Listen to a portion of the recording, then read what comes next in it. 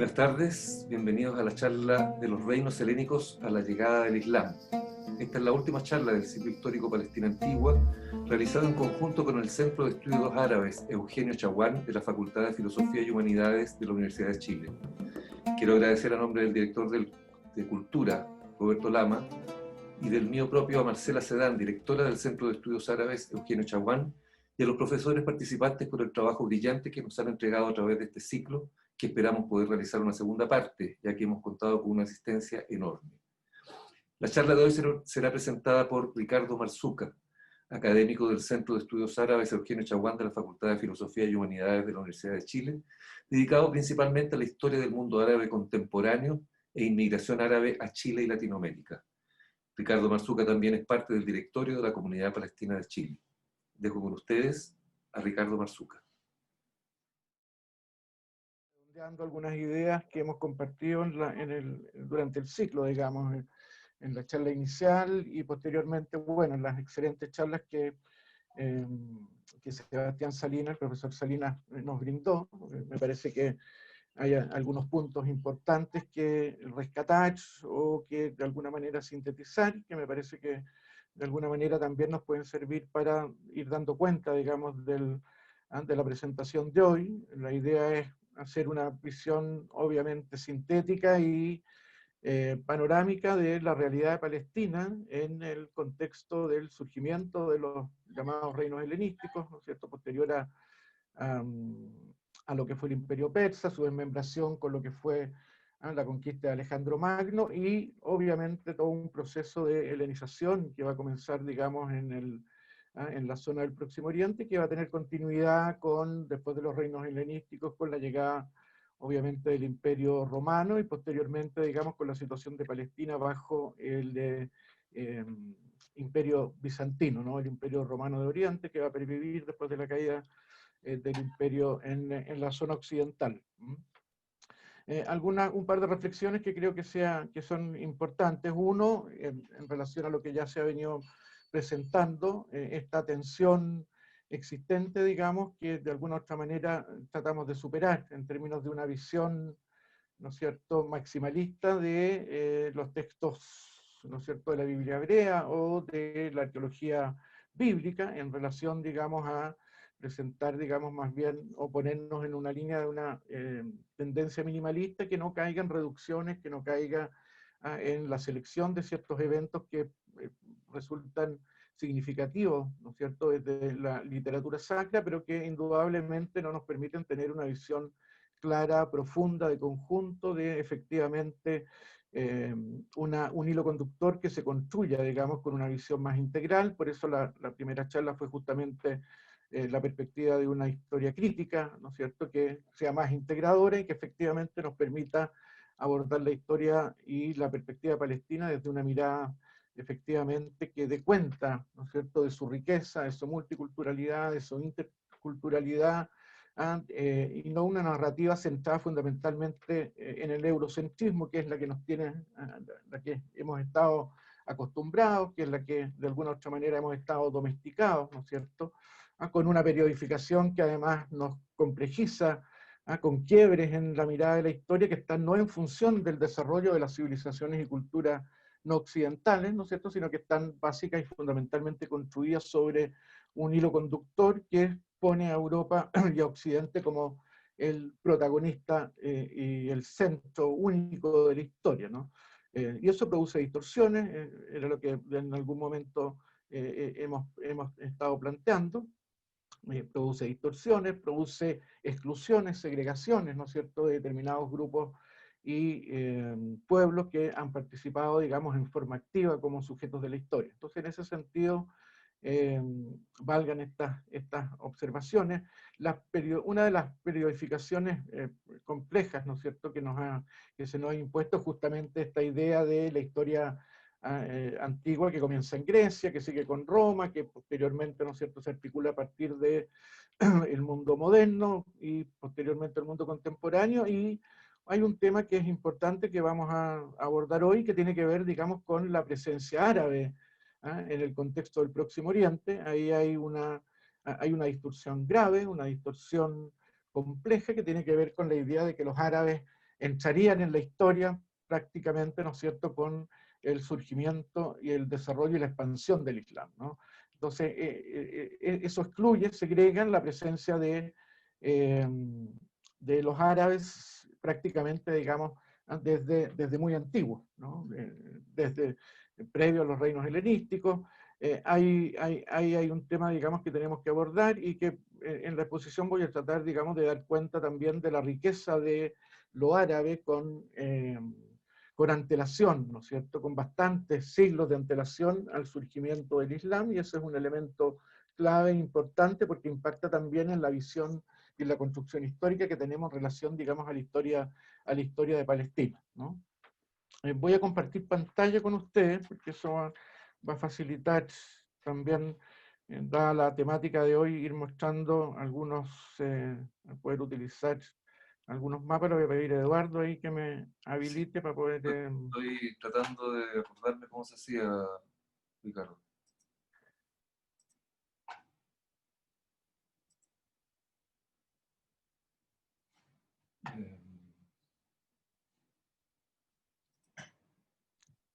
donde está la compartir pantalla y hay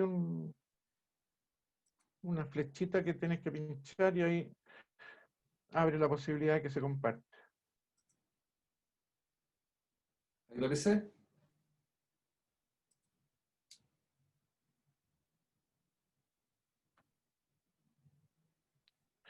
Al parecer, ahí sí, ¿no?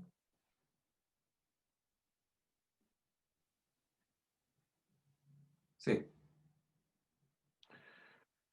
Ok. Vamos a ponerlo en proceso Perfecto. de presentación. Gracias. Bien, un elemento que también me interesa destacar, ¿no? Varios elementos, pero uno tiene que ver, digamos, con el concepto que hemos utilizado, que Sebastián lo utilizó, digamos, que tiene que ver con la idea de pueblos semitas, ¿no? Me parece que, si normalmente lo utilizamos, me parece que es un momento apto, digamos, para cuestionarlo, de alguna otra manera ponerlo en cuestión o ponerlo en debate, porque también nos produce cierta distorsión. En las presentaciones de Sebastián justamente se hizo alusión a un conjunto de grupos humanos, ¿no es cierto?, que se fueron movilizando a lo largo de la historia, que se fueron instalando en las zonas del Próximo Oriente, fundamentalmente en torno a Palestina, y por lo tanto hay una secuencia ahí que viene desde el 2000, 3000 antes de Cristo, que parte con los acadios, luego con los amorreos, que sigue con los arameos, los cananeos, los hebreos mismos, ¿no?, que tienen su origen también en la península arábiga y que se van a convertir en esta suerte de grupos excluidos que en algún momento planteó Sebastián también en su presentación, y la aparición de los pueblos del mar, ¿no es cierto?, que es el caso de los filisteos. Ahí hay un debate también si efectivamente podrían estar dentro de los llamados pueblos del mar o si efectivamente también tuvieron su origen en la península arábiga, ¿no? Que es el centro de irradiación poblacional más significativo y más importante desde la antigüedad, además de los grupos que mencionó Sebastián que son los llamados pueblos de las montañas, el caso de los hititas, ¿no es cierto?, que se puso en cuestión, y su disputa por la zona del Próximo Oriente con el caso de los imperios, ¿no es cierto?, el caso del imperio egipcio, lo que nos pone también ahí la variable de Palestina como un espacio de disputa desde muy antiguo, ¿no? Que también vamos a tratar ahí de tirar algunas luces en la presentación.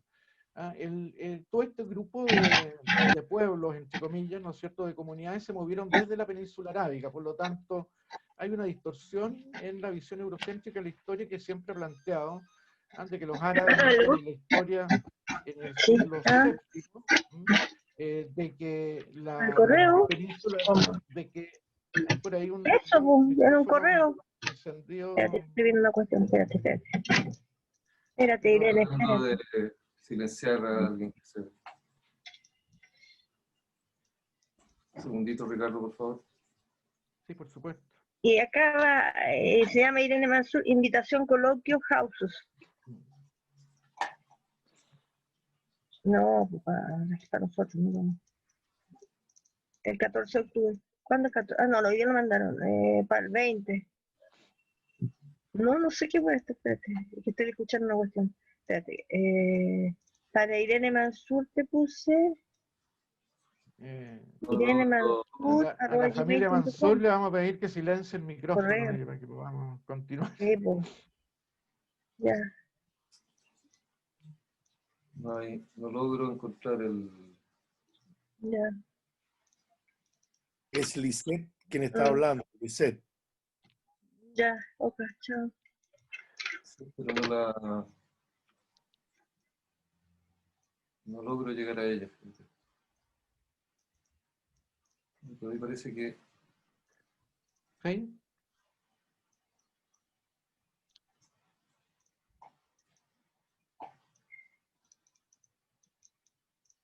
Dale, Bien, sigamos. Alexis. Pareciera que hay silencio que me produjo distorsión y Sí. continuamos. Bueno, decía que todos estos grupos humanos a los cuales se hizo referencia y que juegan un rol protagónico, digamos, en la historia del Próximo Oriente y fundamentalmente también en la historia palestina, tienen su origen en la península arábiga. La visión eurocéntrica ha planteado prácticamente siempre que la península arábiga está fuera prácticamente de la historia hasta el surgimiento y la expansión del Islam, ¿no es cierto?, con los árabes en el siglo VII, y ese es un elemento que tenemos que poner en cuestión, que tenemos que poner en debate, porque efectivamente podríamos mencionar, ¿no es cierto?, que esta distorsión que produce el concepto semita es un concepto, digamos, que tenemos que cuestionar. ¿Y por qué? Digamos, porque efectivamente estos grupos humanos estaban vinculados fundamentalmente por su origen común, que es la península arábiga, uno. Segundo, porque hablaban lenguas emparentadas entre sí, y va a ser justamente la lingüística europea desde finales del XVIII, principio del siglo XIX, la que va a ponerle un nombre, ¿no es cierto? Al empezar a estudiar las lenguas orientales, va a buscar un término para denominar ese tronco común de estas lenguas, ¿no es cierto?, que estaban emparentadas entre sí, y ahí nos vamos a encontrar, digamos, con el surgimiento del concepto de semita, ¿no es cierto?, que viene además tomado justamente de la arqueología bíblica, de la literatura sacra.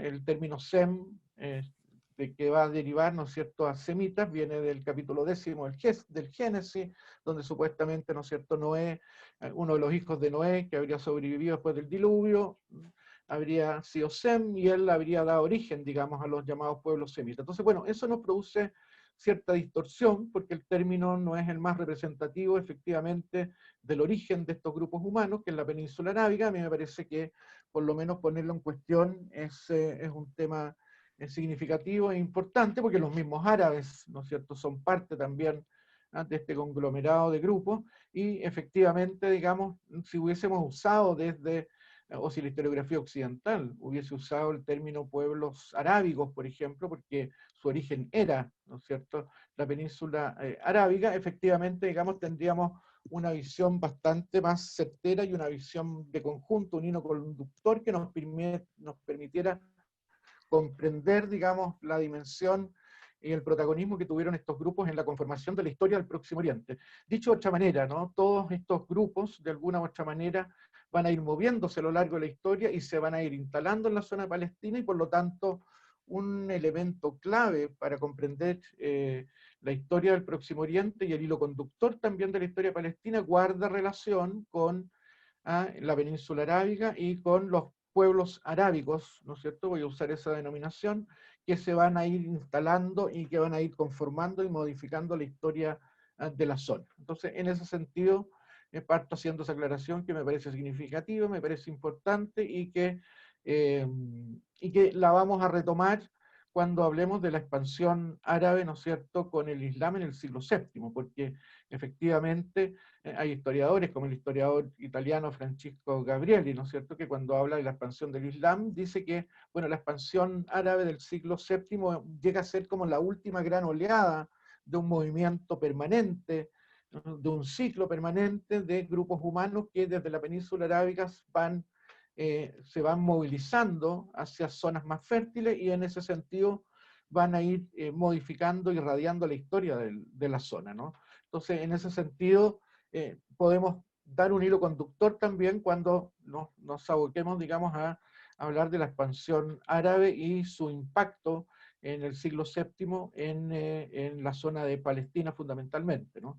Y también apelar a la presencia de los árabes con bastantes siglos de antelación a la expansión del Islam en toda la península arábiga y en el Próximo Oriente también, ¿no? Entonces, en ese sentido, es importante tener esta imagen de conjunto. ¿Mm? Bien, bueno, ahí tenemos una imagen del imperio persa, ¿no es cierto?, que ya el profesor Salinas había aludido, ¿no es cierto? Sabemos perfectamente que lo que va a acontecer es la conquista, la expansión griego-macedónica, encabezada por Alejandro Magno, ¿no es cierto?, que va a producir el desmoronamiento total del imperio, la búsqueda también de una síntesis ecléctica, digamos, de las relaciones entre el mundo griego y el mundo oriental. La historia es una historia de interacciones, de mestizaje, de flujos, de reflujos, de encuentros, ¿no es cierto? Y efectivamente, digamos, este proceso de desmoronamiento del imperio persa sasánida y el impacto, ¿no es cierto?, que va a causar la presencia griega, obviamente, en estas zonas orientales, va a darle de alguna u otra manera un nuevo cariz, un nuevo curso, digamos, a los acontecimientos que nos interesan fundamentalmente en el Próximo Oriente. De ahí que tengamos la imagen, ¿no es cierto?, de lo que fue el imperio persa. Y cuando hacemos referencia al periodo helenístico, a los reinos helenísticos, justamente hacemos alusión a partir de la muerte de Alejandro Magno en el año 323, ¿no es cierto?, antes de Cristo, ya una vez, ¿no es cierto?, producido este impacto y la caída y desmoronamiento del imperio persa sasánida, nos vamos a encontrar, digamos, con las luchas intestinas de sus generales por quienes heredaban los territorios, los vastos territorios que implicaban, digamos, estas conquistas. No vamos a entrar a la llamada lucha entre los diádocos, los herederos, digamos, de este gran imperio que se va a repartir en zonas de influencia, en zonas de gobiernos, básicamente del desarrollo de ciertas dinastías que van a tener el nombre de los generales más importantes que van a participar en el conflicto, básicamente, ¿no es cierto?, la dinastía tolemaica, que viene, ¿no es cierto?, de Ptolomeo, que se va a centrar fundamentalmente en la zona de Egipto, la dinastía de los Seleucidas, que viene justamente el general Seleuco, que es el que va a tomar parte importante, ¿no es cierto?, de la zona mesopotámica, de la zona de Siria, de ciertas zonas, ¿no es cierto?, del Asia Central. Y bueno, y el otro es la dinastía de los Antígonas, ¿no es cierto?, los Antigónidas, que viene de Antígona, y que viene a ser, digamos, la disputa que se va a generar ya más hacia la zona de Grecia, y que guarda relación con los conflictos internos, que son muy profundos, que son constantes, así que yo diría que las dos dinastías que nos interesan, las que van a ejercer influencia en la zona de Palestina, básicamente son los Ptolomeos y los Seleucidas, que van a estar enfrentados además, ¿no es cierto? Si seguimos el hilo conductor de la presentación que hacía Sebastián la semana pasada, justamente nos encontramos con justamente este elemento central que siempre se nos presenta a lo largo de la historia, y que es Palestina como una zona de disputa, ¿no? Palestina como una zona de confluencia de los grandes imperios, así como los asirios o los babilonios, ¿no es cierto?, o como antes ¿no es cierto?, los egipcios con los hititas se disputaron esas zonas. Uno ve la presentación, la cartografía y los mapas nos hablan, ¿no es cierto?, por sí mismos, de cómo Palestina fue una zona permanentemente disputada, y eso va a ocurrir después, luego de los reinos helenísticos, con la expansión del imperio romano, y, ¿no es cierto?, después las luchas entre el imperio bizantino, que va a pervivir con el imperio persa sasánida, que son los dos grandes imperios que vamos a situar cuando nos refiramos, ¿no es cierto?, a la expansión árabe islámica en el siglo VII. Bueno, sabemos después que vienen las cruzadas, y que las cruzadas justamente allá al final del siglo XI nos hablan justamente de la posición estratégica que Palestina tiene en el mapa geopolítico de la región y que la va a convertir justamente en este espacio de permanente disputa por distintos imperios, pero que en lo sustantivo, ¿no? Como también expuso muy bien el profesor Salinas, no va a modificar, la presencia de los grandes imperios no va a modificar el sustrato poblacional fundamentalmente del territorio, en el sentido de que está siempre vinculado a lo que normalmente conocemos como pueblos semitas, o que yo mencionaba, ¿no es cierto?, la distorsión importante de modificarlos para hablar de pueblos arábigos, y fundamentalmente la presencia, ¿no es cierto?, de lo que se va a entender por Filastina el-Tarifía, la Palestina histórica, la importancia de la denominación de Palestina a lo largo de la historia, ¿no? No recuerdo bien si el profesor Salinas hizo mención, pero un hilo conductor que tenemos que enfatizar hoy día también tiene que ver con la permanencia a lo largo del tiempo de registros que dan cuenta de que la denominación del territorio siempre fue, ¿no es cierto?, la denominación de Palestina, ¿no?, de Filistea y posteriormente de Palestina. Lo vamos a ver con la presencia, también con la presencia romana, pero hay registros del mundo egipcio y hay registros del mundo asirio, que dan cuenta que efectivamente, digamos, el territorio recibió constantemente esa denominación. De hecho, con anterioridad a los reinos helenísticos en la región, ¿no es cierto?, el historiador griego Heródoto, ¿no es cierto?, uno de los primeros historiadores en Grecia, ¿no es cierto?, después viene Tucídides, que es uno de los historiadores griegos más importantes también, que abordó el tema de la guerra del Peloponeso entre Grecia y Esparta. Bueno, pero Heródoto ya, ¿no es cierto?, en sus escritos nos habla y nos describe Palestina, ¿no? Y prácticamente la describe en términos territoriales como la conocemos hoy, ¿no es cierto?, un territorio que va desde la zona de Fenicia prácticamente hasta Egipto. Entonces, en ese sentido es importante, porque además en las descripciones de Heródoto de la historia que él hace, habla de los puertos palestinos de la zona del sur de Palestina, y que del puerto de Yensos, por ejemplo, que después va a ser conocido como Can Yunis, ¿no?, en la moderna Franja de Gaza, y que dice Heródoto que fueron ocupados por árabes, ¿no? Eso quiere decir que la presencia árabe en el contexto de Palestina es bastante antigua, ¿no? Podemos situarla justamente incluso desde antes del relato de Heródoto, y eso es bastante significativo y es bastante importante, ¿no? Dentro del mundo helenístico, que es este mundo de Ptolomeos, Seleucidas, y que obviamente va a traer para la historia de Palestina un proceso de helenización, ¿no? Helenización en términos de la cultura griega, del uso de la lengua griega, posteriormente con el mundo romano se va a incorporar también el latín, y que de alguna otra manera va a marcar fundamentalmente un proceso de helenización, pero básicamente de los sectores, ¿no es cierto?, más significativos en términos de las élites aristocráticas, ¿no es cierto?, de los grupos que no conforman el sustrato poblacional más importante, más significativo, que efectivamente va a mantener sus lenguas, va a mantener su costumbre, va a mantener sus normas o formas de comportarse, digamos, en este periodo, ¿no?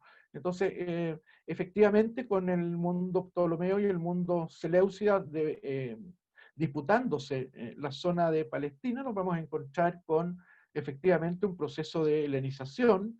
El periodo helenístico es normalmente denominado como un proceso de transición, ¿no?, entre lo que había sido el imperio persa, la conquista de Alejandro y posteriormente el surgimiento, ¿no es cierto?, del ascenso y el surgimiento y ascenso de lo que va a ser el imperio romano, ¿no?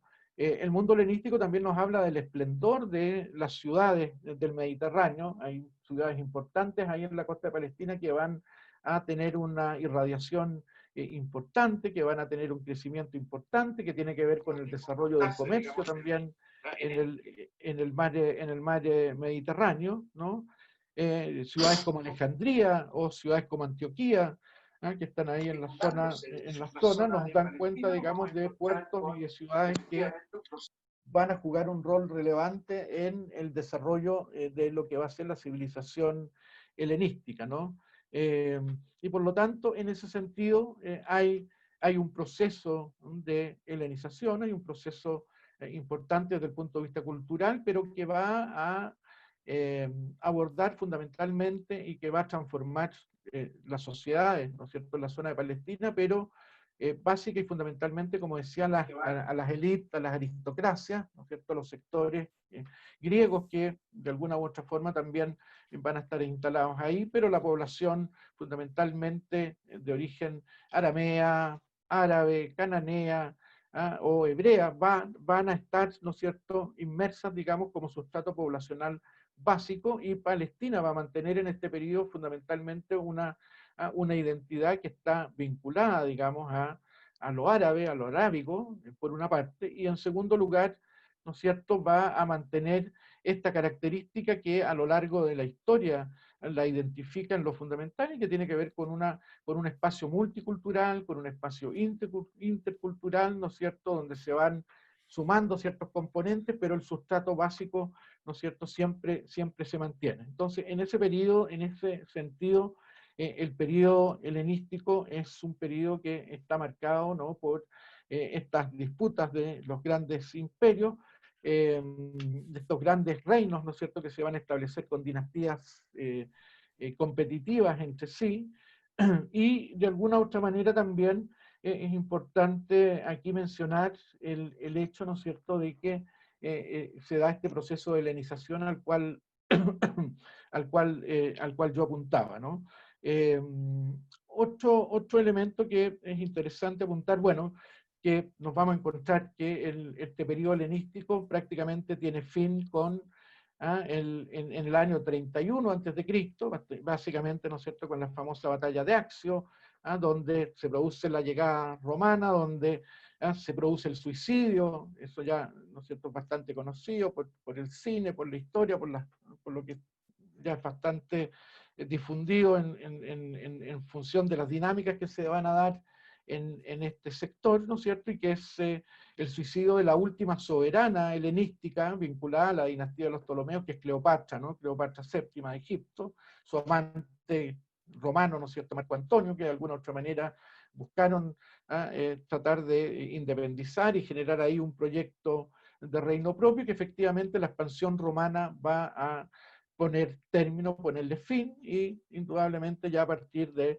siglo I antes de Cristo nos encontramos, ¿no es cierto?, con lo que va a ser la presencia del Imperio Romano, ¿no es cierto?, que se va a ir expandiendo hacia esta zona, ¿no?, y marcando también, continuando, sí, con un proceso de helenización, con un proceso de donde la cultura griega sigue jugando un rol relevante en el Mediterráneo, y el latín y el griego se van a convertir, digamos, por lo menos en el Mediterráneo oriental, en las lenguas por excelencia, ¿no?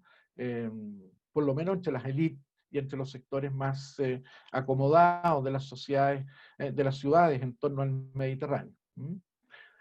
Bueno, ahí tenemos una imagen del imperio romano. Palestina va a pasar a ser provincia del Imperio Romano, fundamentalmente, si bien se da, digamos, aproximadamente en el 60, 70 antes de Cristo, ya la presencia romana y con los hechos que habíamos apuntado, digamos, de la batalla de Acción el 31 antes de Cristo, es importante especificar que desde el punto de vista formal, desde el punto de vista administrativo, Palestina pasa a ser provincia del Imperio Romano a partir y fundamentalmente entre los años 130, 135 después de Cristo y el año 390, ¿no?, después de Cristo.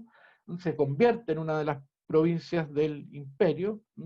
Lo importante acá de destacar es justamente que el nombre Palestina ya tenía más de un milenio, ¿no?, desde los registros egipcios, incluso de los registros asirios, desde la denominación que siguió recibiendo como espacio territorial bajo los mismos reinos, ¿no es cierto?, helenísticos, y por lo tanto el nombre de Palestina, ¿no?, ese nombre se va a popularizar, se va a generalizar también en el mundo latino y el mundo griego, que van a ser las dos lenguas francas, las dos lenguas más importantes, ¿no es cierto?, que se van a desplegar en el Imperio Romano en el Mediterráneo oriental, ¿no? El que juega ahí un rol relevante es el emperador Adriano, que designa justamente a Palestina como provincia del imperio, en un sentido más amplio, como provincia siria-palestina, y después, ¿no es cierto?, en un sentido más restringido, la zona específicamente territorial palestina que va entre el Mediterráneo y el río Jordán, que es la concepción, que es la representación, que es el imaginario, que de alguna u otra manera se va a mantener permanentemente, digamos, a lo largo de la historia, ¿no? Palestina bajo los romanos nos vamos a encontrar justamente que a principios del siglo II va a ser fundamentalmente presentada, ¿no es cierto?, modificada en algunos elementos importantes, ¿no es cierto?, con el crecimiento urbanístico, con el cambio de algunos nombres que sigue la tradición helénica de ponerles nombres, ¿no es cierto?, y modificar los nombres de ciertas ciudades o de ciertos perdón, de ciertos centros urbanos. El nombre sí griego del país palestino y el nombre latino Palestina van a ser efectivamente, y esto es lo que me interesa destacar, van a ser citados con frecuencia y repetidamente en la literatura clásica por historiadores y poetas clásicos griegos, ¿no es cierto?, y romanos, ¿no?, con referencia justamente, insisto, al país, al territorio que está, ¿no es cierto?, entre Fenicia fundamentalmente y Egipto.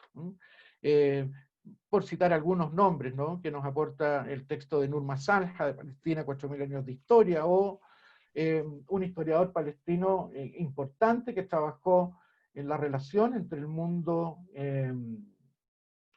árabe y el mundo romano, que es Irfan Shahid, que es gran académico de la Universidad, emérito académico de la Universidad de Princeton, formado en Oxford, y un gran doctorado, digamos, en los estudios de las lenguas orientales y en la historia árabe fundamentalmente, y en sus relaciones con el mundo romano y con el mundo bizantino. Tiene textos en inglés justamente que hacen alusión a los árabes y Roma, y tiene también un par de volúmenes importantes, significativos en relación al tema de los árabes y el imperio bizantino, ¿no?, de la cual también la idea es que podamos delinear y apuntar algunos elementos que pueden ser significativos, que pueden ser importantes, ¿no? Bueno, tenemos el poeta romano Ovid, ¿no?, o el filósofo e historiador griego y romano Crisóstomo del siglo I, que cuando habla, por ejemplo, del Mar Muerto, lo focaliza y habla, ¿no es cierto?, de que se encuentra ubicado en Palestina, o del poeta Publius Papinius Statius, ¿no es cierto?, un gran poeta romano que, por ejemplo, nos destaca, y aquí tenemos un elemento interesante que tiene que ver con el desarrollo agrícola, con las características de la sociedad palestina de la época, ¿no es cierto?, que nos hablan de la producción de vino en Palestina, ¿no?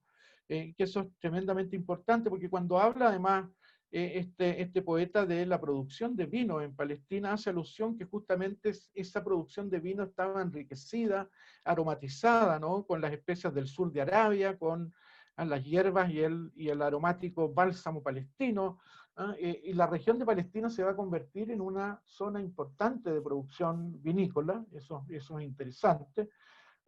El poeta Statius y otros autores, ¿no es cierto?, historiadores romanos, habla de los licores árabes, ¿no?, al referirse, digamos, al referirse a esa producción.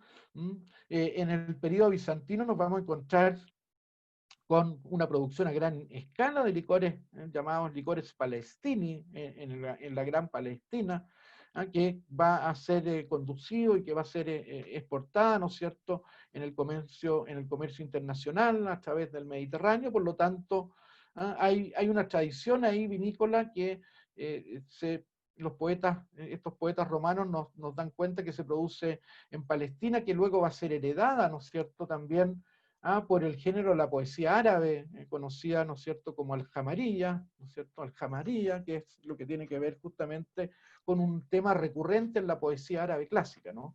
Entonces tenemos aquí elementos importantes, significativos, de poetas, de escritores, de filósofos, de historiadores que nos hablan justamente de las características de la sociedad palestina, de su producción vinícola, de las características y la descripción de las ciudades, ¿no? Por ejemplo, el historiador Apián de Alejandría, ¿no? Que es del año aproximadamente 95, primer siglo después de Cristo, ¿no? Habla de la zona de Siria y Palestina conectadas con Fenicia por el mar y con Arabia y con Palmira, ¿no? Un tejido conectivo que es importante destacar, ¿no? Porque la zona palestina y la zona del Próximo Oriente y la zona siria están profundamente vinculadas, conectadas, ¿no? Son parte de un tejido conectivo, ¿no? De un tejido conectivo que guarda relación fundamentalmente con los árabes de la península arábiga, ¿no? Y ese es un elemento clave, un hilo conductor clave también para comprender por qué efectivamente se mantiene una identidad importante, significativa, digamos, que guarda relación, digamos, con lo que es Palestina, digamos, en esta época, ¿no? Hay efectivamente un proceso de helenización, como yo decía, de las élites, pero efectivamente el sustrato poblacional árabe palestino se mantiene, ¿no es cierto? Se va manteniendo a lo largo de los siglos, ¿no? El historiador Apián de Alejandría, que yo mencionaba, por ejemplo, nos habla de un centro filosófico importante en la ciudad de Flavia Neápolis, que es la denominación que se le dio en la época, ¿no es cierto?, la ciudad de Nablus, que está, ¿no es cierto?, en el corazón de Palestina también, ¿no? Entonces, bueno, los romanos van a hacer grandes inversiones en caminos, en infraestructura, indudablemente van a haber dos capitales, y después los bizantinos van a dividir Palestina en tres zonas, que vamos a apreciar también en el mapa, pero es importante, dos capitales administrativas importantes. Una de ellas es Jerusalén, justamente, que va a ser rebautizada como Aelia Capitolina, ¿no?, que es uno de los centros urbanos importantes, ¿no es cierto?, en el corazón de Palestina, y la otra es la ciudad costera de Cesarea Palestina, ¿no? Marcada justamente en su identidad también por la denominación y el nombre que le dieron los romanos justamente a esa ciudad, ¿no? Y en ese sentido hay escritores justamente romanos, ¿no es cierto?, como Estrabón, Plinio el Viejo o Pomponio Mela, y autores clásicos judíos helenizados, ¿no? Como Flavio Josefo o Filón de Alejandría, que justamente cuando hacen alusión a la zona, a la región, enfatizan justamente de que este territorio es y recibe la denominación, ¿no es cierto?, de Palestina. El escritor romano Pomponio Mela habla, al referirse al territorio, habla de los árabes de Palestina, y cuando hace referencia a la zona de Judea, ¿no es cierto?, que va a tener cierta autonomía dentro de esta gran provincia palestina, que en algún momento, ¿no es cierto?, va a estar encabezada por el, por el rey Herodes, efectivamente, ¿no es cierto?, cuando hace alusión a Judea, la sitúa como un distrito interno, parte de una provincia denominada Palestina, que tiene evidentemente una conformación y una significancia mayor, ¿no? Entonces, en ese sentido, es importante darnos cuenta de el espacio palestino como un espacio justamente multicultural, intercultural, de interacción, donde van a convivir efectivamente distintos grupos, pero que la percepción, la concepción del espacio, la representación de ese espacio es fundamentalmente, ¿no es cierto?, la concepción de una Palestina histórica, ¿no? El mismo Pomponio Mela, ¿no?, va a hacer descripción de las ciudades palestinas de Gaza, de Ascalón, del puerto de Jaffa también, ¿no? Y describe la forma de vida, las costumbres, efectivamente, y va dando cuenta de la conformación de una sociedad que efectivamente tiene las características a las cuales estamos aludiendo. Lo mismo va a pasar, por ejemplo, con el autor, uno de los importantes filósofos judíos helenizados de la época, ¿no?, que es Filón de Alejandría, ¿no?, que señala justamente en sus textos que las sectas judías que florecieron desde la segunda centuria antes de Cristo y hasta la primera centuria después de Cristo, ¿no es cierto?, que ganaron fama además en los tiempos modernos, como sabemos, por el famoso descubrimiento de los rollos del Mar Muerto, vivieron, dice él, ¿no es cierto?, dice Filón de Alejandría, y se vivieron en Palestina y Siria, ¿no? Y eso da cuenta de que se sienten, estas comunidades judías que viven en ese espacio, efectivamente se sienten parte y están concebidas dentro de lo que se entiende por Palestina, ¿no? La helenización de la costa palestina nos da cuenta también de, en Gaza, Ascalón, Ashdod, ¿no es cierto? Se refleja ahí la obra de un filósofo palestino, ¿no? De corriente y promotor del platonismo, ¿no es cierto?, que es Antíoco de Ascalón, justamente, que lleva en su nombre la denominación de la ciudad palestina a la cual pertenece, ¿no? La capital de Cesarea Palestina va a ser efectivamente entonces un centro fundamentalmente multicultural, ¿no? De gran diversidad, ¿no? Podríamos hablar de un Mediterráneo plural también en todo este periodo, una ciudad que incluía de esta capital administrativa de Palestina, ¿no es cierto?, que va a tener importancia, significancia, incluía ciudadanos grecorromanos, ¿no es cierto?, que adoraban a deidades grecorromanas. Nur Masalha nos habla también y nos hace alusión a que hay también ahí samaritanos, judíos de habla griega y aramea, cristianos de habla griega, y cristianos fundamentalmente de habla aramea y cristianos árabes, ¿no? Entonces, hay, como efectivamente podemos apreciar a través de los relatos de poetas, ¿no es cierto?, historiadores, filósofos, de que Palestina sigue gozando de esa riqueza multicultural e intercultural, ¿no?, a la cual hemos estado aludiendo, ¿no?, y que es parte administrativa con esta denominación de Palestina el dominio del Imperio Romano en este contexto, ¿no? Y después, bueno, va a pasar a ser parte del Imperio bizantino, con la pervivencia, ¿no?, del Imperio Romano de Oriente, y ahí nos encontramos, ¿no?, con una Palestina que va a ser parte, entre comillas, ¿no?, va a ser subdividida, va a ser parte del Imperio bizantino, se van a dar cambios significativos, se van a dar algunos cambios importantes desde el punto de vista de la administración.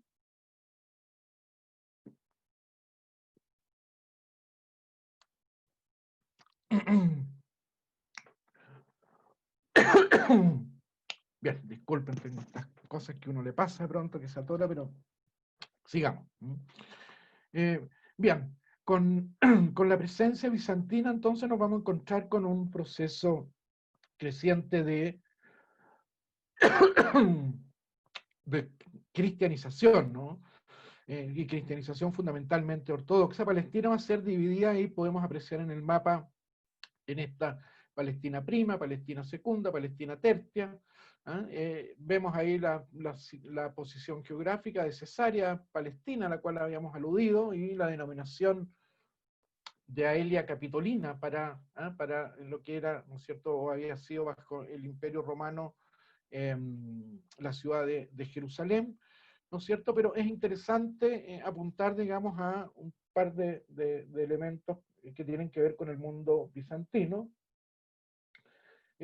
Primero, la cristianización temprana, ¿no es cierto?, que va a hablarnos de un cristianismo que se va a desarrollar en la zona de Palestina y en la zona del Próximo Oriente, que es tremendamente diverso, ¿no? Hay un cristianismo diverso que tiene que ver con el mundo ortodoxo, pero que también tiene que ver con otros grupos y comunidades cristianas que van a estar relacionadas con algunos reinos árabes a los cuales vamos a aludir enseguida, y que juegan un rol protagónico y también una influencia importante en el espacio palestino, ¿no? También Irfan Shahid y Nur Masalha nos hablan y nos dan cuenta de un proceso de arabización, ¿no? Se va consolidando bajo el dominio bizantino, que es más bien administrativo, político-militar, ¿no?, pero que efectivamente, digamos, la provincia palestina va a estar sometida en forma creciente y sistemática a un proceso de arabización, ¿no?, y básicamente de comunidades árabes cristianas, ¿no?, que existen en las tres divisiones que podemos apreciar en el mapa, ¿no es cierto?, de la Palestina bajo el Imperio bizantino. Los más numerosos, nos dicen los autores, son los gasánidas. Después vamos a hacer referencia al reino de los Ghazanias, que es uno de los reinos árabes más importantes que, junto con el reino de los Lácmidas, coexistieron desde el siglo III, IV, incluso antes de Cristo, y que posteriormente entraron en interacción con el imperio, con el imperio bizantino, ¿no? Por lo tanto, yo diría que el periodo bizantino en Palestina está marcado fundamentalmente por la importancia del cristianismo, ¿no es cierto?, y su impacto en la vida social y en la vida cultural, que tiene que ver con las celebraciones, que tiene que ver con los calendarios cristianos, ¿no es cierto?, que se van a incorporar, con la vida litúrgica, con el desarrollo de las iglesias, con la construcción de iglesias, ¿no es cierto?, de monasterios, etcétera, ¿no? Y que de alguna manera también los poetas y la poesía, el desarrollo y posteriormente la poesía árabe clásica también de alguna manera va a incorporar acá elementos tremendamente significativos, ¿no? Un imperio bizantino que está controlando la zona de Palestina hasta el siglo VII, ¿no es cierto?, cuando se produzca la expansión del Islam, un imperio bizantino que está además en tensión permanente con el imperio persa sasánida, ¿no?, que de alguna manera nos habla de la disputa de dos grandes imperios, ¿no es cierto?, que en torno también a la zona del Próximo Oriente van a estar en un conflicto de larga data, ¿no?, y que los va a ir debilitando, y que eso también nos va a permitir comprender la rápida expansión del espacio árabe islámico, ¿no es cierto?, que se va a dar a partir fundamentalmente desde mediados, ¿no es cierto?, de las primeras décadas del siglo VII. Pongo ese mapa porque de alguna otra manera nos puede dar luces, ¿no?, de lo que podríamos, de los alcances que podríamos hacer a básicamente algunas ciudades y reinos árabes que se van a desarrollar en esta época. También nos sirve para situar, si me dan un segundo, aprovechamos de usar el puntero láser, ¿no? De que cómo la península arábiga está conectada con el Mediterráneo, ¿no?, cómo los árabes tienen un protagonismo importante en la historia mucho antes de la expansión del Islam, ¿no?, en el desarrollo del mundo árabe cristiano, en plena Palestina, ¿no?, y en el Próximo Oriente, pero también cómo la zona del Próximo Oriente y la zona de Palestina está conectada con este circuito de rutas comerciales, ¿no?, que nos dan cuenta de la importancia y el surgimiento de ciertas ciudades y después de ciertos reinos vinculados, ¿no es cierto?, que de alguna u otra manera juegan un rol protagónico y que nos hablan de los árabes previo al surgimiento del Islam, ¿no?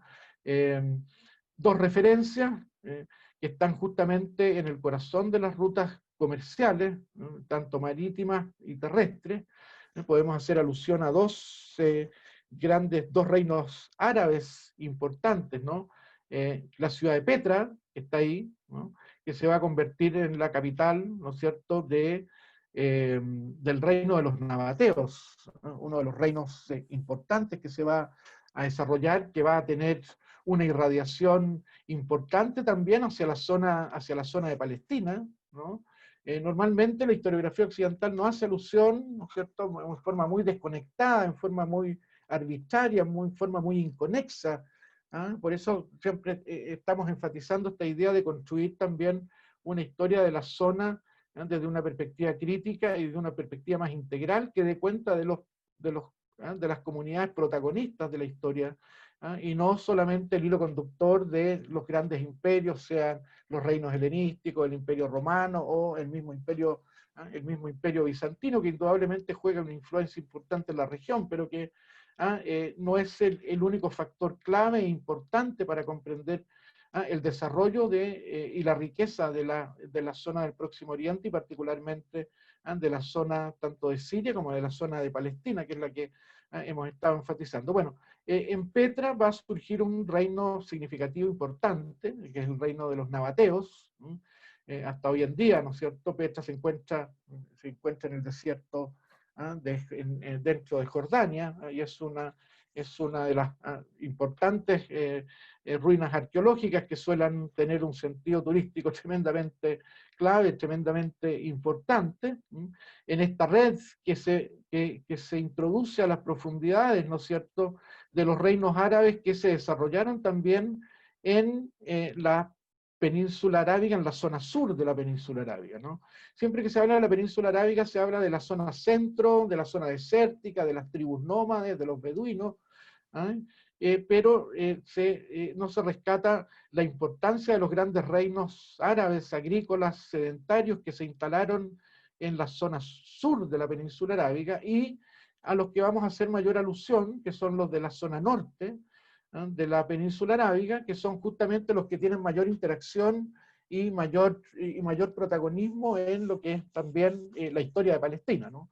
Y ahí tenemos la ciudad de Petra, capital del reino de los nabateos, y que está vinculada a la ruta por el Mar Rojo, justamente, y luego por el Índico hacia la India y China, ¿no? Y eso nos habla también del mestizaje cultural de estos árabes nabateos, ¿no?, que van a jugar un rol protagónico en el desarrollo de la lengua árabe, y que efectivamente también reciben un influjo helenístico importante y que está muy bien reflejado, digamos, en las características, ¿no es cierto?, arquitectónicas y en las ruinas de la ciudad de Petra, ¿no?, que se han mantenido hasta el día de hoy, ¿no? Y el otro reino importante, clave, significativo, que está que se conecta con Damasco y que se conecta hacia el Mediterráneo y que está justamente conectado hacia las profundidades de Asia, que tiene que ver, ¿no es cierto?, con la famosa ruta de la seda, y que hoy en día también se conservan sus ruinas arquitectónicas, que es la ciudad de Palmira y del reino de Palmira, ¿no es cierto?, que en el siglo III después de Cristo tuvo un rol protagónico porque se expandió y logró también tener una zona de influencia significativa hasta, ¿no es cierto?, hasta la zona de Palestina, que lo vamos a apreciar inmediatamente en el mapa, ¿no? Ahí tenemos la zona de irradiación del reino de los nabateos, como ustedes ven, ¿no es cierto? Aquí está Petra, que es su capital, irradia en forma importante hacia la zona siria y también hacia la zona de Palestina, juega un rol protagónico, ¿no es cierto? Los nabateos juegan un rol protagónico, hasta que, sobre todo desde el siglo III, ¿no es cierto?, entre el siglo IV y III antes de Cristo, y van a ser convertidos finalmente en una suerte de negociación con el Imperio Romano, ya a partir aproximadamente del a mediados del primer siglo después de Cristo, van a convertirse en una provincia más del Imperio Romano, ¿no?, en la Petria Arabia, ¿no? Pero son importantes y van a seguir jugando influencia hasta aproximadamente el siglo III o IV. Algunos dicen que por el cambio de las rutas caravaneras, los nabateos dejaron de tener gran influencia en la zona, o hay alusiones a una suerte de terremoto que se habría producido a mediados del siglo IV, que efectivamente habría hecho, ¿no es cierto?, dado término, dado fin al reino nabateo, ¿no? Pero llegaron a tener una gran influencia, ¿no es cierto? En ese mapa podemos apreciar justamente su centro de irradiación, parte importante de la península arábiga, una parte importante, ¿no es cierto?, hacia la zona de Siria, también hacia la zona de Palestina, en toda la zona del Negev, y con salida también al Mediterráneo. Entonces, bueno, los nabateos van a jugar un rol protagónico, un rol importante también en el desarrollo cultural, en el desarrollo de la lengua y en la articulación definitiva que va a ir tomando, ¿no es cierto?, la lengua árabe, ¿no? Ahí tenemos, bueno, algunas ruinas que son conocidas, que aparecen a veces en el cine, de lo que fue Petra, la capital de este imperio. Y ahí tenemos un mapa que nos muestra la gran irradiación y crecimiento que tuvo en el siglo III el reino de Palmira, ¿no? El reino de Palmira, al cual hacíamos alusión, uno de sus reyes importantes, que es Odenato, ¿no?, va a comenzar un proceso de expansión, ¿no? Y posteriormente, ¿no es cierto?, en el año 273, ¿no es cierto? La reina Zenobia, la famosa reina Zenobia, va a ser capturada por los romanos y va a ser conducida, ¿no es cierto? Dicen que el emperador romano la condujo encadenada en cadenas de oro, entre comillas, hasta la ciudad de Roma, donde habría sido juzgada. Eso nos da cuenta, ¿no es cierto?, de que las dinámicas históricas en la zona son bastante complejas, ¿no? Que no es simplemente reducir y simplificar a la presencia romana y posteriormente a la presencia bizantina, sino que la presencia árabe es bastante previa y juega un rol significativo antes de la expansión de la expansión árabe islámica del siglo VII, ¿no? Nos da cuenta de reinos árabes que tienen un rol protagónico en la historia del Próximo Oriente, como los nabateos, ¿no?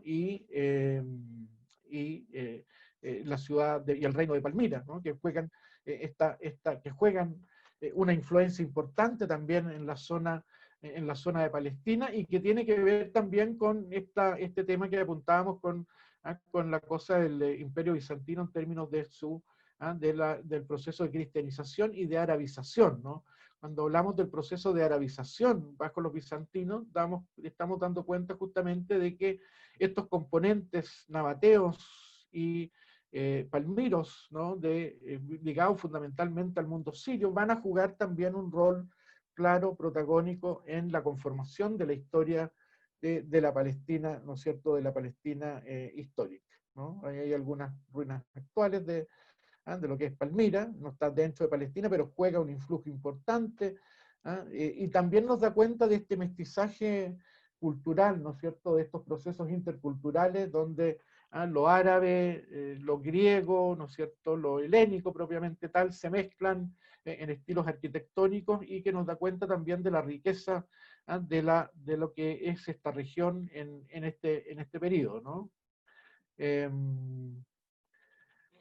Hay dos reinos árabes más tremendamente importantes, tremendamente significativos, que cabe y se hace necesario, indispensable mencionar, ¿no? Aquí tenemos un mapa que justamente nos da cuenta del Imperio Romano de Oriente, ¿no es cierto?, de Bizancio, y del Imperio Persa Sasánida, que son los que están justamente disputándose la zona del Próximo Oriente, para poder conformar y expandir, ¿no es cierto?, sus dominios. Pero hay dos reinos árabes acá que juegan un rol protagónico e importante, y que van a jugar también una influencia clave en la zona de Palestina. Son dos reinos que aquí se muestran limitados, pero que van a jugar, sobre todo el de los gasánidas, se va a expandir hacia la zona de Palestina y va a jugar un rol clave.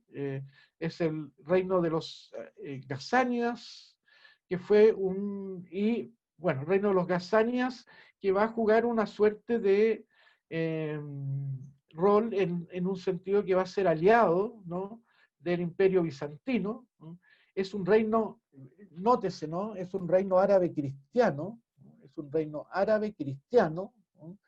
Y que en esta riqueza que decíamos que había en el cristianismo de la época, está dentro de lo que se llama el cristianismo monofisita, ¿no? El cristianismo monofisita, que tuvo permanencia ahí en la zona siria y palestina también a través de ciertas iglesias, incluso en el desarrollo después de la iglesia cristiana copta en Egipto, ¿no es cierto?, que tiene esa mirada monofisita. El monofisismo es, dentro de todos los debates que, bueno, en su momento el padre George podrá profundizar en estos temas que tienen que ver con los debates eclesiásticos, ¿no?, y con las condenas de herejías dentro del cristianismo, y que tiene que ver con las discusiones en torno a la naturaleza divina y humana de Cristo, ¿no? El monofisismo es la tendencia que surgió justamente aproximadamente entre el siglo III y IV después de Cristo, y que apunta, digamos, a la idea de que se privilegia fundamentalmente la naturaleza divina de Cristo, ¿no?, porque su naturaleza humana habría sido absorbida por la naturaleza divina, ¿no? Y que posteriormente en concilios posteriores, el de Efeso, y posteriormente, bueno, en Calcedonia, todas estas cosas, va a ser condenado como herejía. Sin embargo, los reyes, el reino gasánida, es un reino árabe cristiano con una mirada del cristianismo monofisita, y el otro reino tremendamente importante y clave es el reino de los Lájmidas, que está más vinculado al mundo persa sasánida o actúa como aliado del imperio persa sasánida. Estos dos reinos son claves e importantes en el desarrollo de la lengua árabe y de la cultura árabe. El reino de los Ghassánidas juega un rol importante porque además en algún momento se expandió y jugó un rol significativo de influjo cultural en la zona de Palestina. Cada uno, estos reinos son, como decía, son claves importantes. Lamentablemente, en general en la historiografía europea, en la gran mayoría de los autores los ponen solamente en función de hablar de reinos bárbaros que fueron cristianizados, ¿no?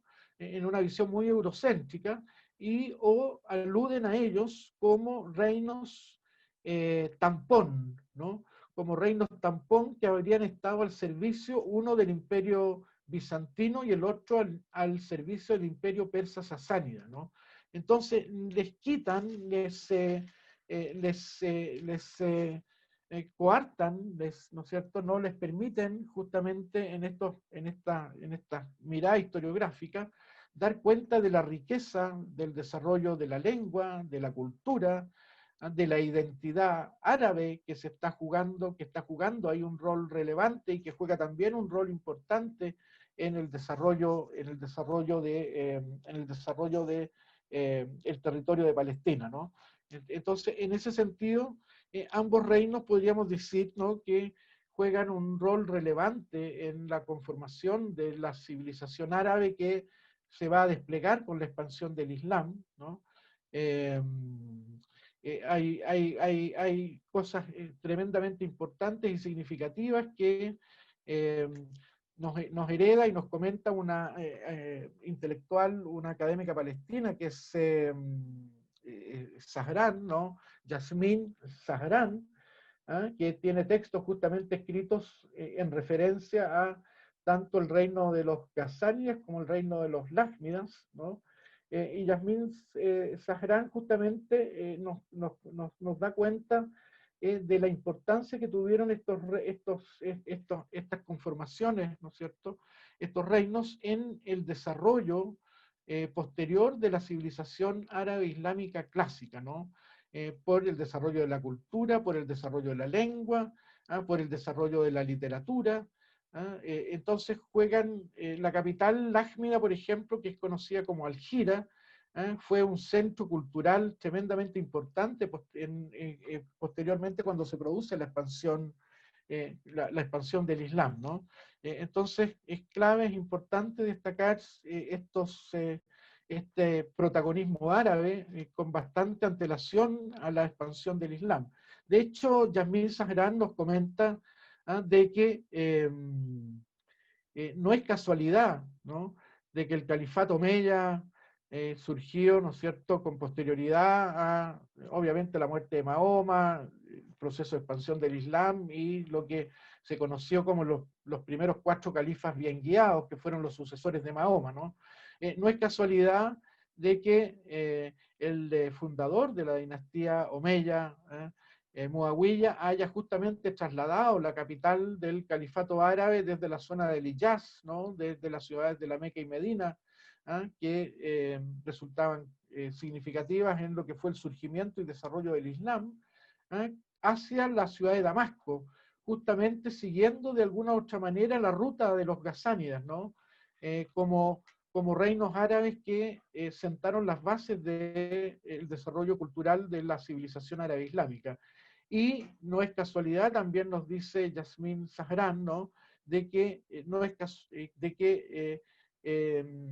el califato abbasí, que va a tener su capital, ¿no es cierto?, y que va a construir Bagdad a mediados del siglo VIII, haya sido justamente, haya seguido de alguna u otra manera la herencia dejada por el desarrollo cultural, lingüístico y literario y en todas las dimensiones, ¿no es cierto?, en la poesía, que va a influir en la poesía árabe clásica también, ¿no? Del reino de los Lácmidas, ¿no? Entonces, ambos reinos juegan un rol clave e importante, juegan una influencia también significativa en la zona de Palestina, ¿no? Que obviamente va a vivir una revolución significativa, una revolución importante cuando se produzca la expansión del Islam, ¿no? Yo no sé si estamos muy excedidos de tiempo, Eduardo, podemos continuar algunos minutos para dar cuenta de lo árabe islámico propiamente en la zona, en el territorio de Palestina, ¿no? Ahora, adelante, adelante, Ricardo, está todo bien. Gracias.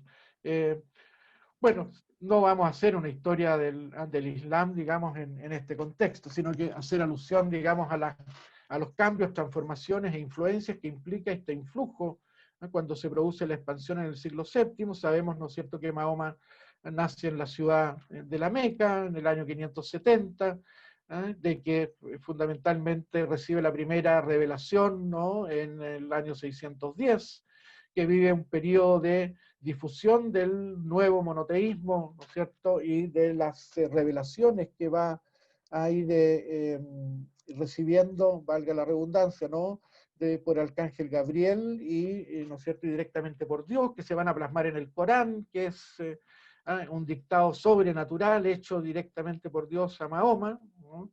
Que el Islam construye un monoteísmo puro, muy fuerte, que está tremendamente bien expresado en el dogma islámico por excelencia, ¿no? La ilaha illallah o Muhammad Rasulallah, no hay más Dios que Dios, y Mahoma su profeta, ¿no? Mahoma como el último de los profetas, el sello de los profetas de una larga tradición profética que el Islam recoge, ¿no?, de los textos sagrados antiguos, y que de alguna otra manera va a, después de su muerte en el año 632, va a generarse con los califas, que son, ¿no es cierto?, los sucesores de Mahoma, los jefes espirituales de la comunidad. Se va a producir a partir de, fundamentalmente, con el segundo de los llamados califas bien guiados, que son 4, ¿no? Abu Bakr, Omar, Uthman y Ali, ¿no? Con el segundo de los califas bien guiados, ¿no?, nos vamos a encontrar con una expansión árabe-islámica importante. El mapa nos da cuenta justamente de los periodos más significativos, importantes de la expansión árabe-islámica, que parte desde la península, y tenemos los 4 primeros califas, ¿no?, el Islam tras la muerte de Mahoma primero, y posteriormente con los 4 primeros califas llamados Rashidun, o bien guiados, porque fueron electos por la comunidad, que como el Islam produce obviamente una revolución regional impresionante, ¿no?, un proceso de arabización y de islamización que es complementario.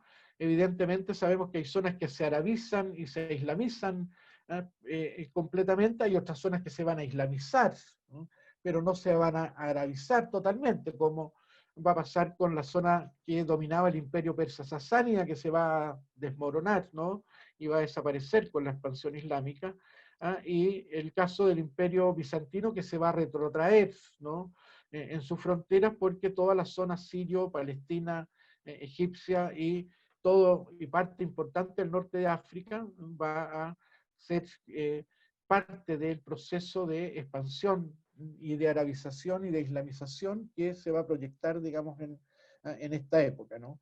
Y después tenemos, después del último de los cuarto califa, el cuarto califa bien guiado, que es Ali, que es cuando se produce la fractura de la comunidad islámica entre Shia y Sunna, ¿no?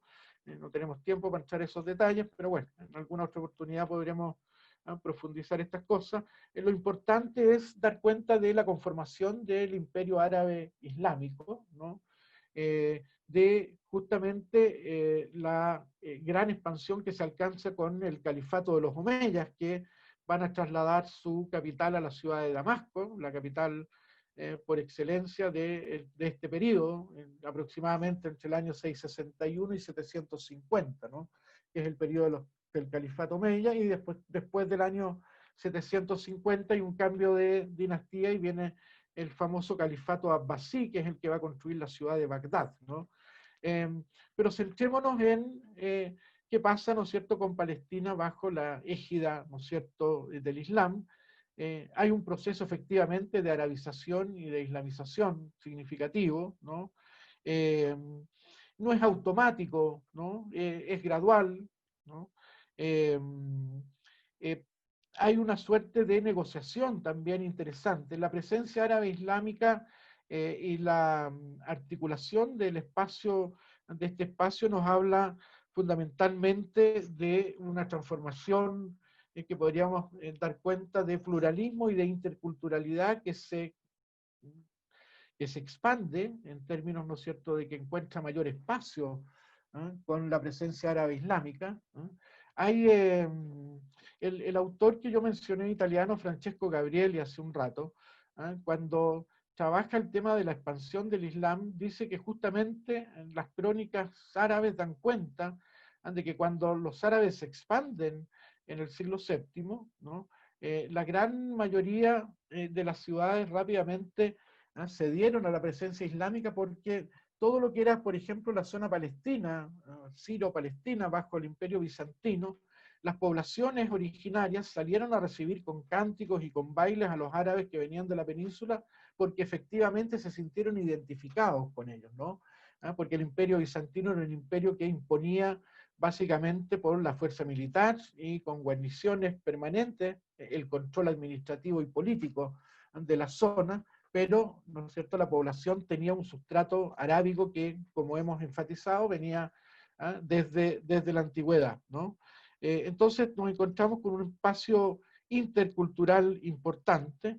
La presencia árabe islámica va a decretar justamente la lengua árabe como lengua oficial. Hay una revolución, con la presencia árabe en Palestina, hay una revolución lingüística, y no solamente en la zona, obviamente, de Palestina, sino que también en Siria, en Damasco, donde el califa Omeya, fundador de la dinastía, ¿no es cierto?, Muawiyah, va a poner la capital, como decía, del imperio. Bueno, interesante porque la revolución lingüística tiene que ver justamente con un mayor acceso, yo diría, a una facilitación de las relaciones y de las comunicaciones, una suerte, Nurma Salah nos habla de una suerte de mayor igualitarismo y relaciones más horizontales, ¿no?, entre la población de la ciudad, las poblaciones campesinas y las zonas rurales, ¿no?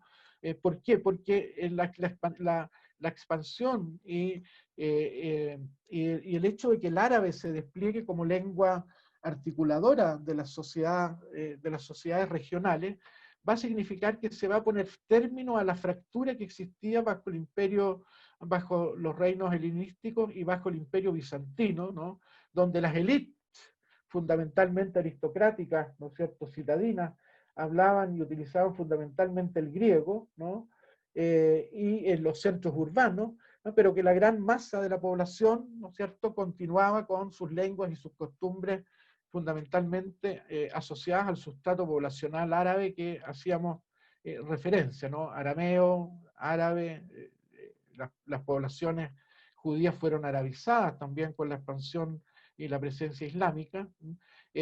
Va a haber un grado de autonomía significativo, ¿no? Recordemos que el Islam, en su principio básico de el Kitab o gentes del libro, va a respetar, ¿no?, todas las religiones monoteístas. Las conversiones al Islam van a ser graduales, van a ser sistemáticas, pero van a ser, obviamente, como lo establece un dogma coránico, ¿no?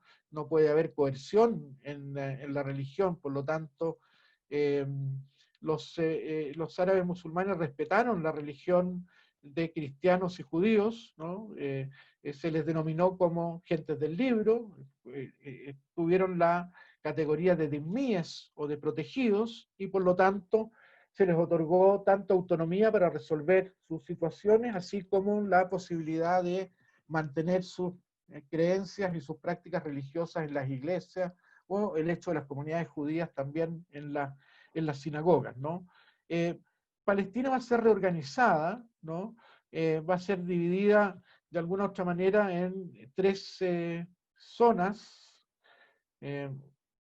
y tenemos, bueno, un mapa más amplio que nos muestra el impacto de que tuvo también en el Mediterráneo la expansión islámica, en el sentido de que integró espacios y el Mediterráneo se convirtió en un espacio de mayor interacción y integrado a un sistema global económico más amplio, ¿no? Hay un autor que yo mencioné en la primera charla, que es John Hobson, que habla, aquí tiene un texto que se llama Los orígenes orientales de la civilización de Occidente, donde plantea de que la expansión árabe permite una suerte de primera globalización, ¿no? Que integra espacios que antes estaban desconectados, ¿no? Y que uno puede apreciarlo perfectamente si sigue el contorno de la línea de todos los territorios que el espacio islámico incorporó, ¿no? El árabe se convirtió además no solamente en la lengua por excelencia del Próximo Oriente, sino que sabemos de toda la zona del Magreb, se convirtió en la lengua por excelencia del Mediterráneo. Las comunidades judías arabizadas usaron fundamentalmente la lengua árabe como vehículo de cultura y como vehículo de comunicación entre ellas, ¿no? Y eso está acreditado ya incluso a partir de un corpus de documentos que es conocido como la Geniza del Cairo, ¿no? Situémonos entonces, para poder continuar en la zona de Palestina, va a ser dividida en estas tres unidades administrativas, del Jund al-Urdun, el Jund, ¿no es cierto?, Dimashq, y el Jund Filastín. Las ciudades palestinas van a gozar de un desarrollo tremendamente significativo e importante, ¿no? De un desarrollo comercial significativo, ¿no? Las ciudades de Lidda, Gaza, Tiberias, Nablus, Jaffa, Rafa, Acre, la ciudad de Jerusalén, nos dan cuenta, digamos, de que la zona de Palestina va a vivir un periodo de florecimiento, tanto de sus ciudades, ¿no?, con la presencia árabe islámica, va a gozar de una situación obviamente privilegiada que tiene que ver con esta conexión y apertura en el espacio mediterráneo, ¿no? Y que tiene que ver con un comercio creciente. John Hobson habla de una suerte de cartera de recursos que circuló en el Mediterráneo. Palestina se fue convirtiendo cada vez en una zona de mayor valor estratégico para las relaciones comerciales entre el mundo del Mediterráneo y el mundo del Extremo Oriente, y por lo tanto eso también nos explica por qué a partir de finales del siglo XI, ¿no?, bajo la excusa de liberar a los santos lugares, se va a producir el fenómeno de las cruzadas, ¿no?, que ha sido también trabajado desde una visión bastante eurocéntrica. Y termino para ese tema sugiriendo la lectura de una obra de novela histórica, ¿no?, del escritor libanés Amin Maalouf, ¿no?, que se llama Las cruzadas vistas por los árabes, ¿no? Y que tiene la gracia, la obra de Amin Maalouf, justamente de construirse, elaborarse a partir de los cronistas árabes que relatan el impacto de la brutal arremetida que significaron la instauración de los reinos cruzados, ¿no es cierto?, en la zona justamente del Próximo Oriente y fundamentalmente en la zona de Palestina, ¿no? Tuvieron fundamentalmente un fin económico, controlar este punto clave de las relaciones, ¿no es cierto?, que, como hemos visto a lo largo del siglo, se disputaron desde la antigüedad los grandes imperios, ¿no?, por su situación estratégica. Y efectivamente, no hay mejor testimonio del interés económico que movió las cruzadas que lo que fue la Cuarta Cruzada por ahí, por el principio del siglo XIII, ¿no?, cuando las ciudades italianas que lo encabezaron con los cruzados francos, ¿no es cierto?, desviaron la cruzada y en vez de supuestamente ir a liberar a los santos lugares, se dirigieron a Constantinopla, ¿no?, a la capital del Imperio Bizantino, y Bizancio, ¿no es cierto?, Constantinopla fue saqueada brutalmente, ¿no es cierto?, por los caballeros, ¿no?, por los caballeros francos. Entonces, bueno, tiene que ver con las dinámicas mediterráneas que se dan en esta época, la integración de los espacios. Palestina cobra un valor tremendamente significativo, ¿no?, arabizada en plenitud, ¿no?, con esta relación donde el árabe permite la comunicación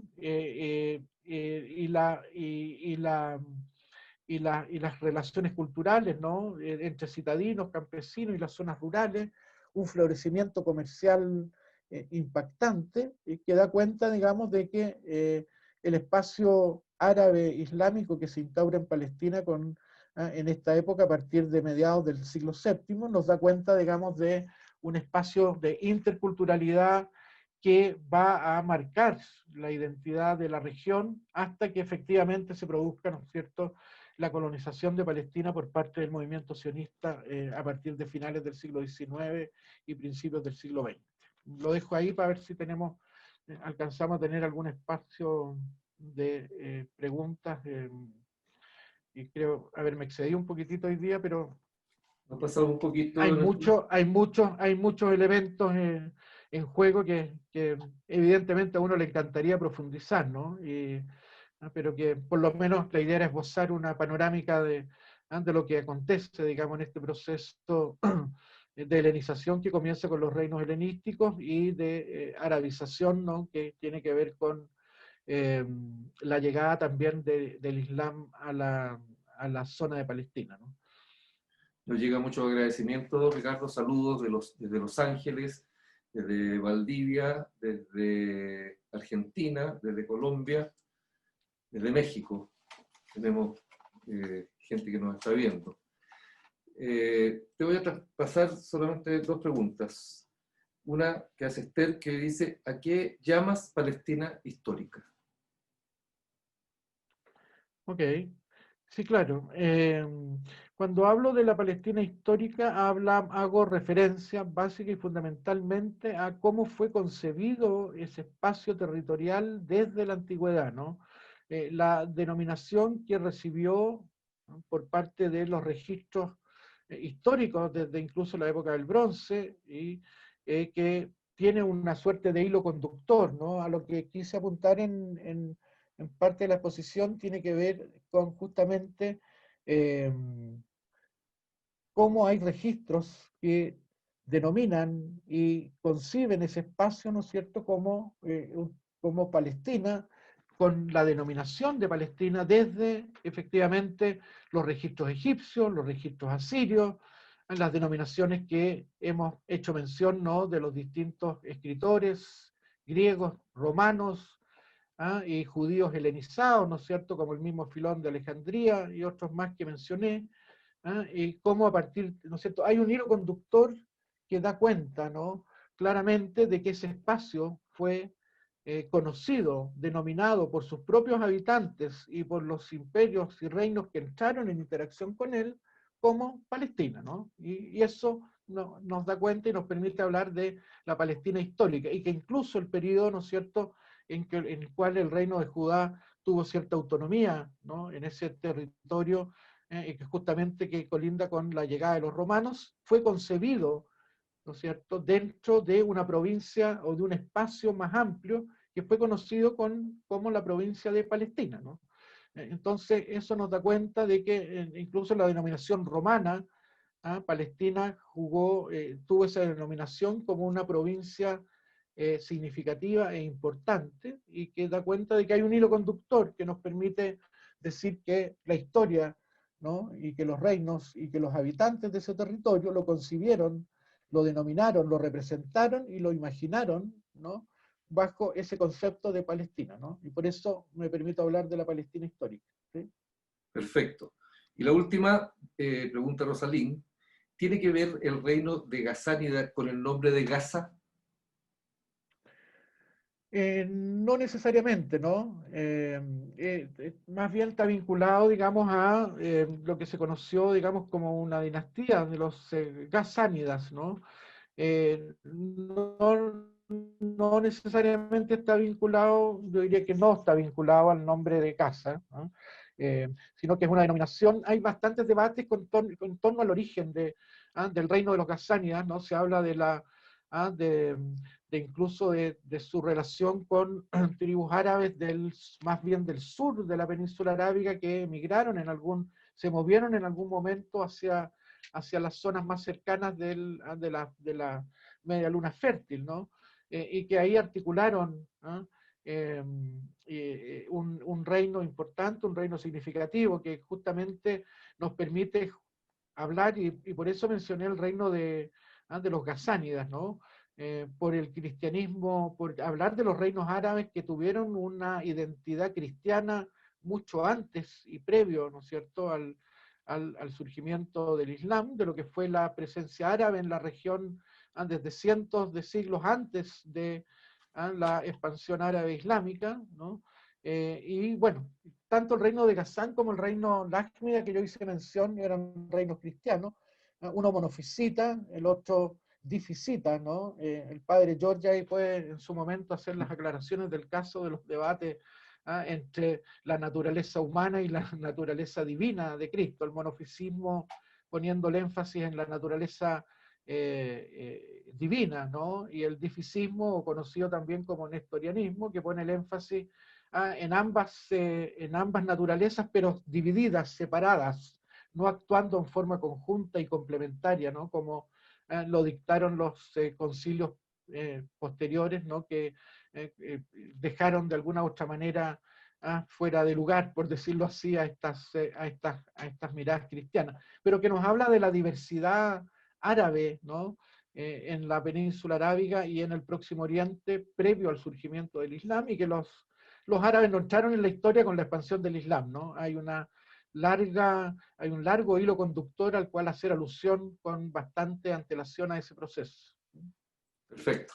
Aprovechamos de saludar al padre George, que está presente en esta charla.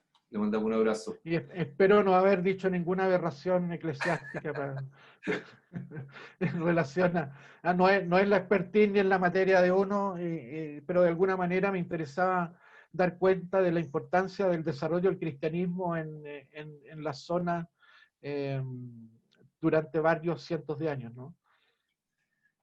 Alejandra Gómez, Alejandro Lolas, Yanine Sacán, te agradecen y felicitan por esta charla. Yo también quiero sumarme a su agradecimiento, quiero agradecer también a Marcela Sedán, que ha estado presente, a Sebastián Salina, a ti, a nuestro charlista de hoy, Ricardo Marzuca, y un gran agradecimiento a Eugenio Chaguán, porque sembró la semilla que hoy nos permite realizar esta charla. Muchas gracias a todos. Y gracias, Eduardo. Y gracias por la mención de Eugenio, que evidentemente todas estas varias cosas de las que mencioné, esta cosa de cuestionar el concepto semita y ponerlo en tela de juicio frente a lo que es la importancia de la península arábiga desde la antigüedad, es un elemento clave para que justamente nació a partir de las largas y profundas conversaciones que tuve la suerte de compartir con Eugenio, y que siempre lo tengo presente cuando tengo la oportunidad de exponer estos temas. Así que gracias por la invitación y espero que tengamos jornadas que podamos profundizar estos temas, ¿no? Ojalá. Gracias a ti, Eduardo. Un abrazo. Eduardo, y dejar invitado para el próximo miércoles por la charla del padre George, que también sería interesante que lo consideren. Es otro ciclo, pero vamos a tener la historia de una charla histórica sobre la religión ortodoxa, que va a estar a cargo del padre George, así que obviamente que los dejamos a todos invitadísimos para que puedan escucharlo y estar con nosotros. Próximo miércoles a las 7:30. Bueno, espero hacer algo útil. Creo que sí. Va a ser algo entretenido por un lado, y también una manera de entender algo serio sobre la historia de la Iglesia. Si Dios quiere. Excelente, padre. Muchas gracias. Hasta el próximo miércoles, si Dios quiere. Hasta luego. Gracias a todos por estar con nosotros. Muy buenas tardes. Buenas tardes. Bien, Chao, buenas chao. tardes.